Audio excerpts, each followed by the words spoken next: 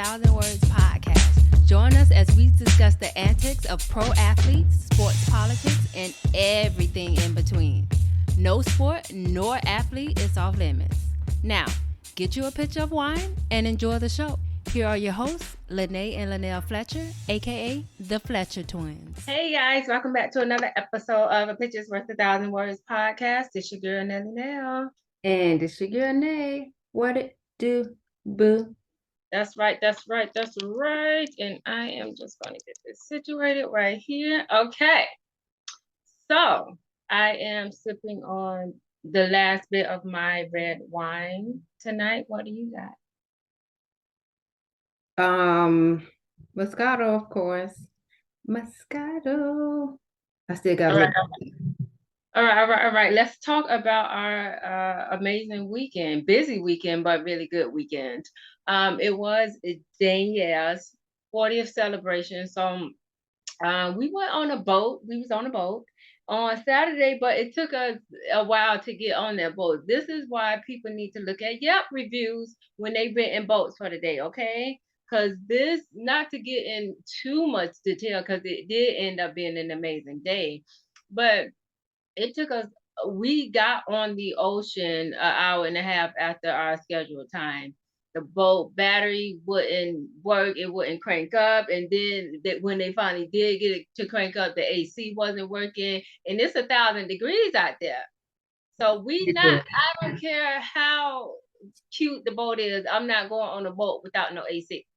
So that was that. We finally did get on a whole new boat, which was like our third option of the day. Hopefully Danielle and Herbert got some kind of refund or discount, because that whole service was crazy, and I still need to write a Yelp review, okay? Because this is everything. Even if you get it done, it's just inconvenient. Like, what if we had something else planned for the day? And our 4-hour time frame was 11 to 3. We didn't go out till about 1:30. What if we had something planned right after the boat? So that wasn't fun. But on Sunday, we went to a drag brunch, which I didn't know was literally on South Beach. I hate going to South Beach. One, for the driving and the parking and all that. And two, it's too many people. I didn't move back here to be by tourists. I was a tourist in New York, okay? I didn't move here to be a tourist. But the drag brunch, although it was outside in the 2,000-degree weather and I was sweating everywhere, it was actually pretty fun. It wasn't better than the one we went to in Tampa. I like the one we went to in Tampa, and then the other one we went to in Fort Lauderdale with Damar and them. I like those two better, maybe because they had an actual stage and stuff, and they were like more interactive. So I like those better. But this one was good too, and it was Marquina's first time at a drag brunch. And she said she had a good time. So what about you? Yeah, the boat was cool. The only part I wasn't too happy with was when I went out on a jet ski with Joe. So me and Joe been on the jet skis, I think 3 times together, and 2 out of the 3 times we capsized, if you will.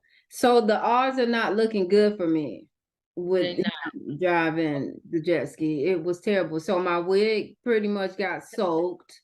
And that's the first thing when we saw you, he lost his phone. That's the second time this year he's lost his phone. That's insane, because he lost it in Mexico too. But when y'all were pulling up, or when you was on, because you came back with the boat captain or whatever, and I was like, why she is on the boat? And then I looked at her hair, your hair, and I told everybody, because we was on the mat, I said they fell in. Look at her hair, they fell in. I kept saying, look at her hair, look at her hair, look at her hair. And I was like, that's crazy. And that's why I don't go on jet skis, especially not with no man, because they be going too fast trying to show off. You show off when I'm not on there, because I don't like it. Anyway. Yeah, that might be my last ride. That might be my last ride with him. It need to be. Go by myself. That's why Mama don't ride on stuff with Tommy no more. Remember in Colorado, they too in the snow. Yeah. This is why. Don't nobody want to put their lives in danger so you can be a man or look like a man. Anyway, this upcoming weekend should be fun too. For me, a little bit fun for me, because I'm finally going to see houses. You and Mama coming with me, so that should be exciting. I just know Mama gonna say no to everything because she act like this is her house hunting expedition and it's mine. This is my house.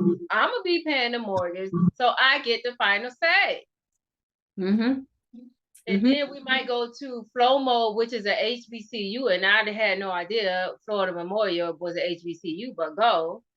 We might go to their little HBCU day picnic or whatever if we have time afterwards, which I think might be a little fun, but we might just want to chill back in the house and drink some wine and order food too, as well with Mama. So, and then Sunday is church. That's my vibe. That's your vibe, chilling at the house, chilling at the house.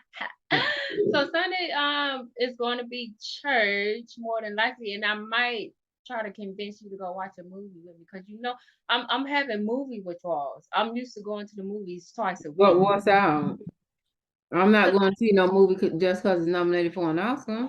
It's first of all, Oscar time is not here. Thank you. Second of all, it's like a good 2 movies out there I haven't seen that I want to see. But yeah, but then next week y'all going to Orlando and Cali. Tell the people about that. And I'm gonna have a house by myself, guys. So Monday we are going to Orlando for Joe's graduation ceremony. So I think it's been like a year and a half or at least a year.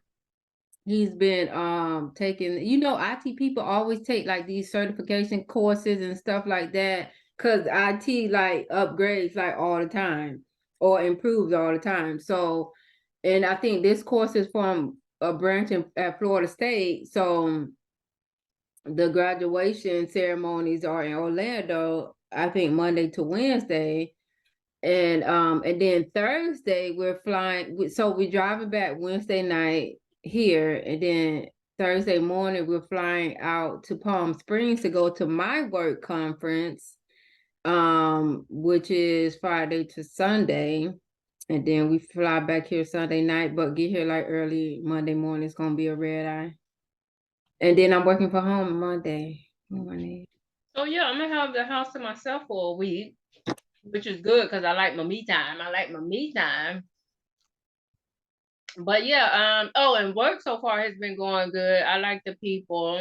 And yeah, I'm excited to start training next week. And I got my nails done again, you guys, even though I went there not intending to get fake nails because I hate fake nails. I got talked into Don't it. call them fake. Just I don't know. Like They ain't real. They ain't mine. I know, but I don't like when people say fake hair. Like, no, that makes it sound beneath you. You got your nails done and you got nail extensions. That's your new term now, nail extension? Okay. Got it. Anyway, so let's talk about some stories from around the league. Let me consult with the Samsung. Okay, so speaking of tech giants Elon Musk and I think it's Mark Zuckerberg will battle it out in an MMA fight in the Coliseum in Rome. I don't know who want to see that.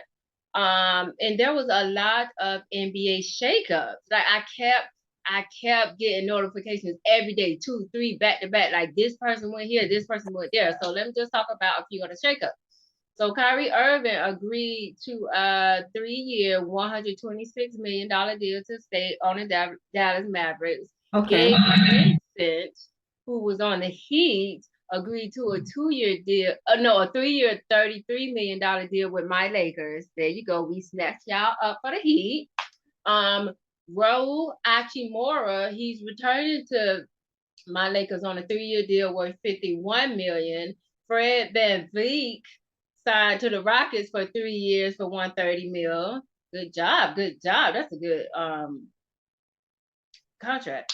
Desmond Bain agreed to a 5-year, $207 million max contract extension with the Grizzlies. Draymond Green, which this was a shocker to me, he's staying with the Warriors. He got a 4-year deal worth $100 million. That was very surprising to me.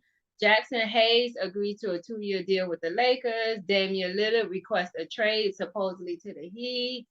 He's been in Portland for 11 years. And today I got another notification where his agent was like, No other team need to be trying to work out trades for Lillard, because if it ain't the Heat, he ain't gonna be happy. He ain't gonna be happy. So hey, we might see him in Miami. We might have to go to some Heat games to see that in person. Okay. Yeah. Yes. Dylan Brooks. Dylan Brooks, he's going to the Rockets for a 4-year, $80 million deal. Kudos to him. Sabonis is getting a 5-year extension with the Kings worth $217 million. And our boy Lonnie Walker, you know Lonnie Walker the fourth? Yeah. He is leaving the Lakers. What? He signed with the Nets. He signed a 1-year deal to the Nets. But he probably can help the Nets more than he can help us. But whatever. Let's get into hold on. Sorry, I just want to this person isn't an athlete, but he's the CEO of Fanatics, which sell all like the athletic gears. Michael, this weekend, or maybe it was the 4th of July, Michael, CEO of Fanatics, Michael Rubin, had apparently the party of the year. It was an all-white party, and everybody was there except me. So I'm trying to figure out how to get this invite next year, because every time I scroll on my IG, all I see is pictures of celebrities in all white at his party, and they saying how they had a time. They had a time. Not a time. So I'm trying to get there next year. I didn't even see those pictures till you sent me, but I do think on ESPN or either Bleacher Report they had some pictures. But I was like, I don't really care about. I don't follow celebrities like that on Instagram, so I don't really care. But the pictures I did see, it looked like the celebrities had fun, and the celebrities hangers-ons had fun. Yeah, Usher performed. What's his name, guy? I don't know his name. He's a white rapper. Jack. Is it Jack? Harlow, and it was one other guy. Oh, Neo. They performed. Oh, okay, and yeah, it looked, everybody followed the assignment and they would have got turned away at the door. Because if I say if I'm throwing a theme party, any type of theme, whether it's a color or an actual theme, and you're not dressed in that theme, you need to get out. You're going to be rejected at the door. And it was in the Hamptons, y'all. It was in the Hamptons. In the I don't know if that's his house, but it was at a mansion that was a $55 million mansion. I believe it was 55. Yeah. Yeah, that's too much house. Anyway, it's too much house. Let's get to our first topic of the week. And ESPN was just letting go people left and right, y'all. They were saying, you ain't got to go home, but you got to get up out of here, okay? You fired, and you fired, all right? So first the first update I got was Jeff Van Gundy, and I was like, what? After 16 years at ESPN, he was gone. And then the next day they said Jalen Rose and Keyshawn Johnson was out as well. And I was like my mouth dropped, like, what did they do? And then I did some more research. So it's a lot of layoffs at the network, right? So roughly 20 ESPN commentators and reporters were laid off.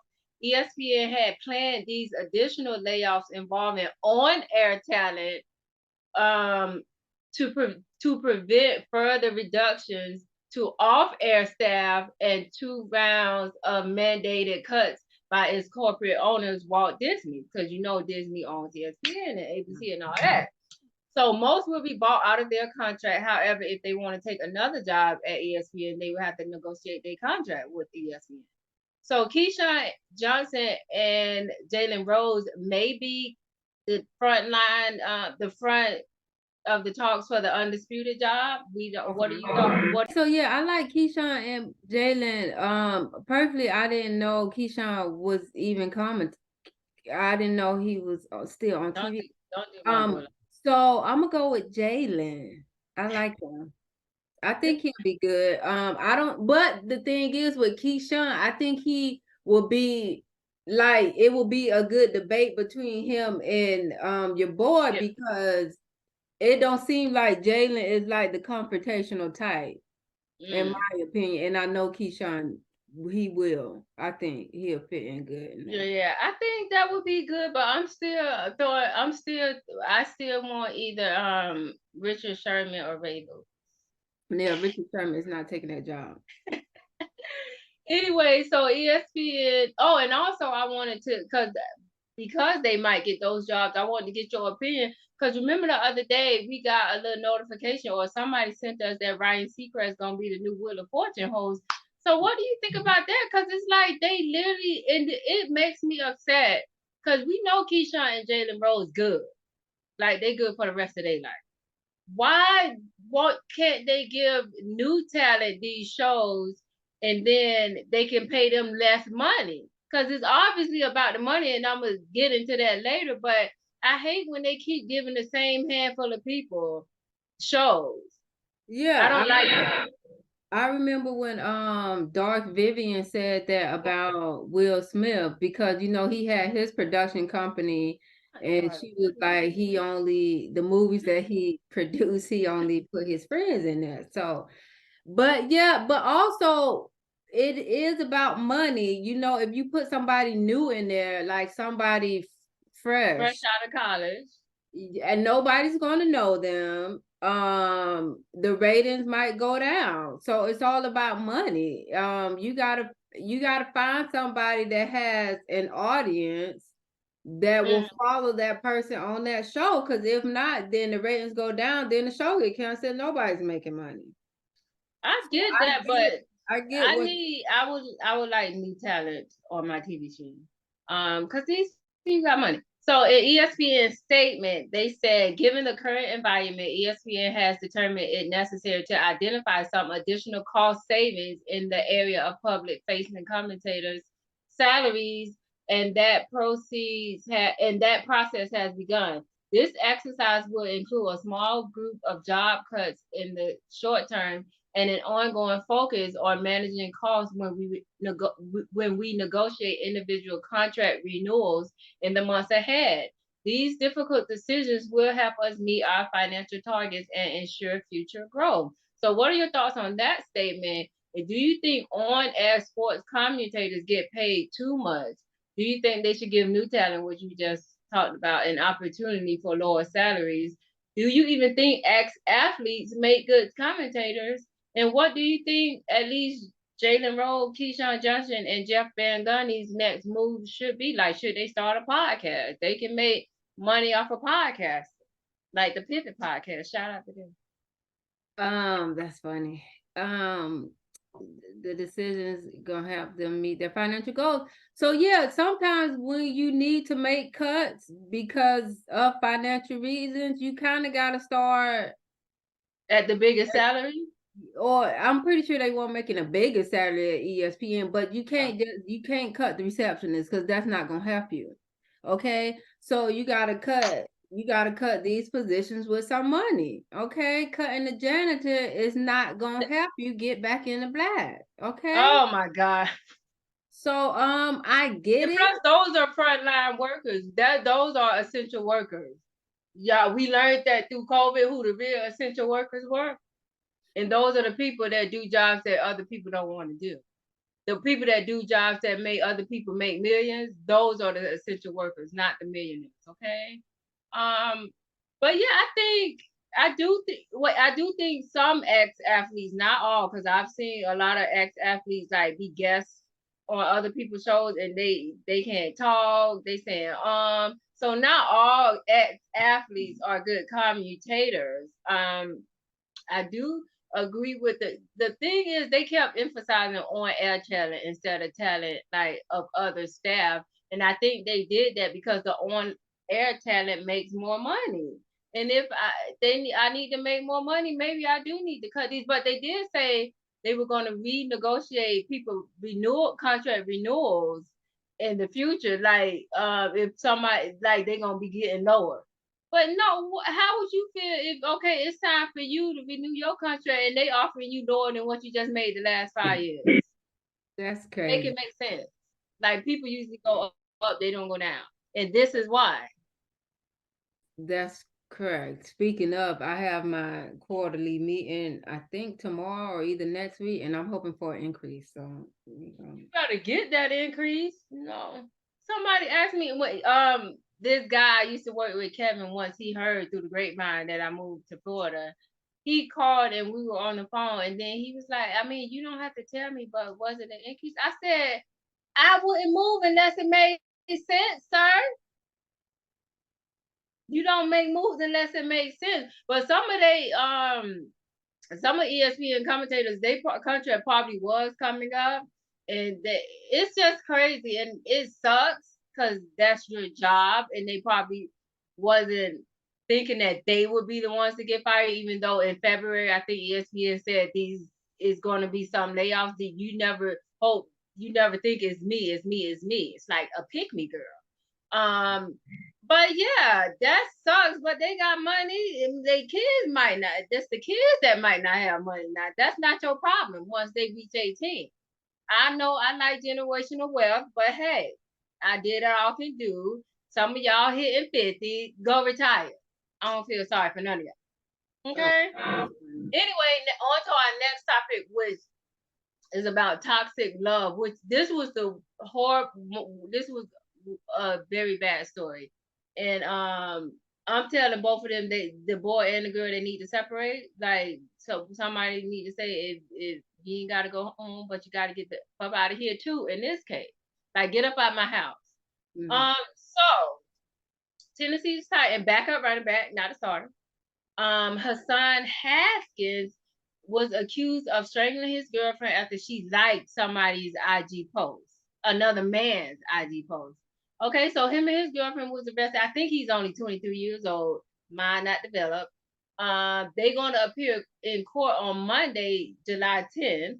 He was charged with aggravated assault. She was charged with aggravated assault with a deadly weapon and vandalism. Okay, so this happened on June 22nd. She liked somebody's IG post. During the fight, Haskins allegedly began to strangle her with both of his hands for 10 to 15 seconds. That's a long time, if you think about it. It is. She stood up, and then they both slapped each other, and she fell on a dog crate, which means it was probably a backhanded slap to make her fall. So she got scratches and stuff from falling on a dog crate, and Haskins began to strangle her for a second time while she was on the crate. Days later in the restaurant, why y'all still talking after this incident is my question. So days later in the restaurant, they argued there and left separately, but went to the same house.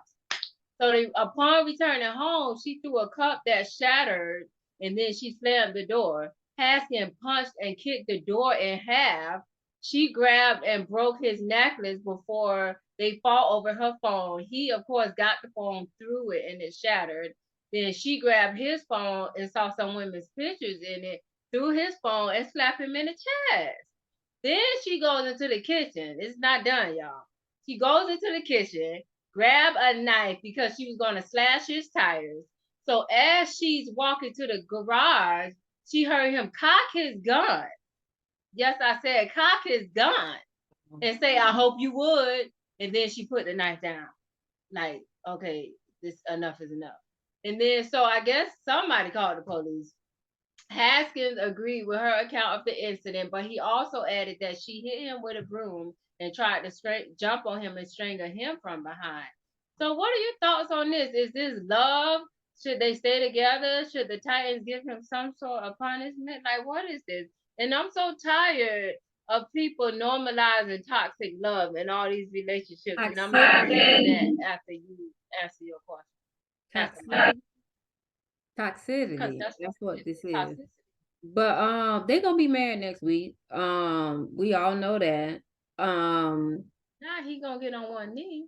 But yeah, this is crazy because first of all, if you notice somebody like somebody else's picture on Instagram, because I can see if you notice it on Facebook, because sometimes on Facebook, Facebook does bring up posts that friends who you follow, like, they do that, but they don't do that on Instagram. So you must be following her Instagram that hard to know when she liked somebody's picture, as if you're not liking all these IG girls' pictures. I'm pretty IG models.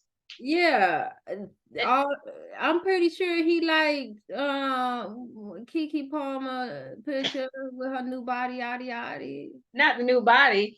And that's what I was that was my first question was, can they tell us who post she like? I need to see him. Okay, I need to see who she like. So And she it better can't not be like Travis Kelce. no. It's probably another athlete or either his friend. It's either one of his friend or another athlete. But So I she bet. can't like nobody male posts on Instagram. She just only got like female posts, which is insane because that That's speaks to insecurity. your insecurities. Right. Do Right. you think you're not good enough? Is she not liking your posts? So, sir, do you want her to like more of your posts? And that's actually another thing. If she not like his post, they probably not even friends. They not friends on there. She probably not even on his Instagram. People be in whole relationships and whole marriages, and you will never know from their Instagram. You will never know. But this Well, is yeah, toxic. that 10 to 15 second chokehold, I'd have probably passed out. That's a long time. That's Yeah. a long time. It definitely is, and it's very scary. So that's why I was like, were you with him 2 days or a few days late? It ain't that much love in the world, and his penis ain't that good, man. It's So not. it's some other penis that's good, and he probably rough. Football players are probably rough. Get you a skater, a figure skater. I'm pretty sure they not Oh rough. my God, They not rough. not a Okay. figure skater. But anyway, yeah, I'm tired of all this normalizing all this toxic love because the other day, I think Kim, and shout out to Kim, sent me this video like a month ago where this girl was literally videotaping her ex-boyfriend breaking into her window, right? And then after he broke in, I guess the video cut, but then she put up pictures of her beaten face. He beat her up and she was laughing about it. I'm like, that's not funny. And then you got the whole Krishan and Blueface, that toxic love. I don't know if they better now, but that's an also thing. You got Quavo and Sweetie fighting in the elevator. You got what's his group mate Offset calling out Cardi B saying she's sleeping with somebody else. Like this, that's not normalized toxic love. If it's literally, this is my new saying, and I had this since New York, since my last um situationship that didn't end up with the correction officer. I hope he's listening. But if it mess up my peace, if it's not adding to my life and it's disturbing my peace, I'm out. Like I am out. Like at the first sign. I'm not giving you 3, 4. No.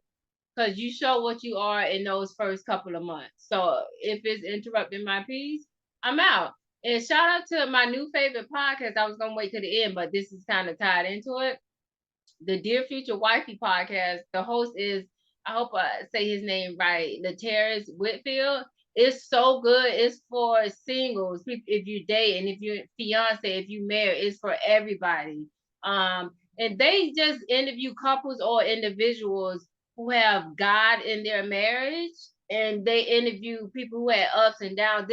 My most favorite episode, I don't know the title, but I do know the title. The episode is she cheated, he forgave, and God saved, or something like that.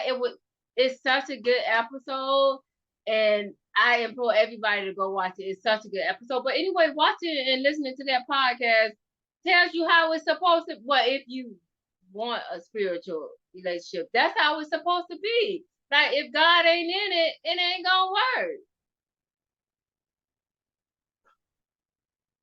If God ain't in it, it's not going to work. I don't care how, unless you want that toxic love. But in toxic love situations, somebody end up getting killed, or you be miserable, or somebody getting cheated on, and it's just not. If it's interrupting your peace, ladies, men, leave. Okay. And this another thing that I learned from an episode that I saw today. And I've been saying this. Well, I said it one time because one of my situationships from like three times ago, asked like tried to bring up the conversation of threesomes, right? So this man on there who was a minister, right, was talking about how he cheated on his wife. They're still married but separated. and then he wanted threesomes in their marriage and stuff like that. And then he was like, I can't believe the stuff I used to ask her to do. And then he was like, and me asking her for threesomes, now I'm coming to the realization that it made her feel like she wasn't enough. And that hit, I used to say that all the time in New York because this guy was asking me to have threesomes with him. I didn't do it. But I was like, essentially, that's what he's saying. You're not enough for me. I need more than one. Yeah. So guys or girls, whoever asks, because girls can ask for threesomes too. But you're not enough, and you need to read between the lines, unless you like that sort of thing. If it's no, you need to leave. But anyway, yeah. I hope this Haskins guy, I don't know if the Tennessee Titans going to, because it is the off season, but it is a crime too. Like if they get like convicted or whatever they gonna do on Monday, he can have some serious consequences, and he's just a backup. They don't need you, boy. You just a backup. That's like, what is it called in Broadway when you just stand in or something, whatever. You're not needed. So you need to focus on your career right now, because that's not working. Maybe y'all can come together in 10 years when y'all grown up, but right now that's not working. I think this generation think that that's cute. And then they see people on TV, TV doing it, like Krishan and Blueface, and then like JT and Uzi Vert. Uzi Vert. And they see it and they be like, well, they doing it, so that must be what a relationship is all about. Like, remember after the Malice at the Palace, like literally that Saturday, a college football team got into an altercation, and stupidly, they interviewed a boy, and he was like, well, it ain't no different than what Ron Artest and them did the other day. And I'm like, are you seriously saying that on national TV? I couldn't believe that, but that shows you the power or the influence that these people have over these impressionable minds. Yeah, they think it's okay if they see somebody in a higher position doing it. And that's very sad. And that's sad. But yeah, they need, if they don't, they just can't be together. Like, yeah, they can't just go back and on Monday be like, oh, I don't want to press charges, and then be back together. No, y'all need to go to counseling. Y'all need to go to therapy. Y'all need to do something. Be whole as a singular person before you get into a relationship. Be whole and be at peace. And because I've come